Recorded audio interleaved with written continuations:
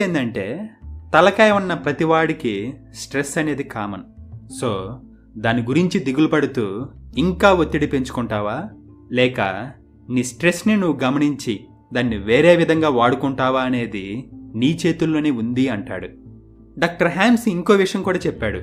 మీరు సింగిల్గా ఉన్నప్పుడు స్ట్రెస్కి లోనైతే కేవలం అప్పుడు మాత్రమే స్ట్రెస్ ఫీల్ అవుతారు. బట్ నలుగురిలో ఉన్నప్పుడు స్ట్రెస్కి లోనైతే ఆ నలుగురు ఇలా అంటారు, హే ఎందుకు అంత ఒత్తిడికి లోనవుతున్నావు, జస్ట్ రిలాక్స్, ఇలా స్ట్రెస్ ఫీల్ అవ్వడం చాలా చెడ్డది, ఏదైనా మంచి డాక్టర్కి చూయించుకో అంటారు. ఇలా చెడ్డది అని నొక్కి చెప్పడం వల్ల నువ్వు ఇంకా ఒత్తిడికి లోనవుతావట.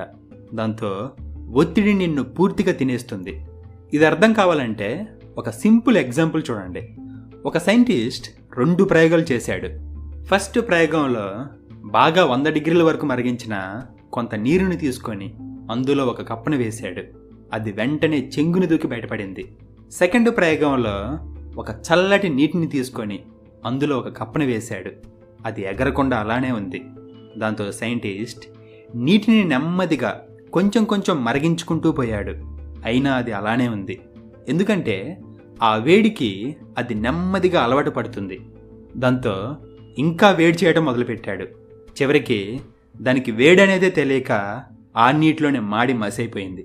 సో ఇక్కడ పాయింట్ ఏంటంటే, స్ట్రెస్ గురించి నువ్వు పట్టించుకున్నప్పుడు చెంగుని ఎగిరే కప్ప మాదిరి ఉంటావు.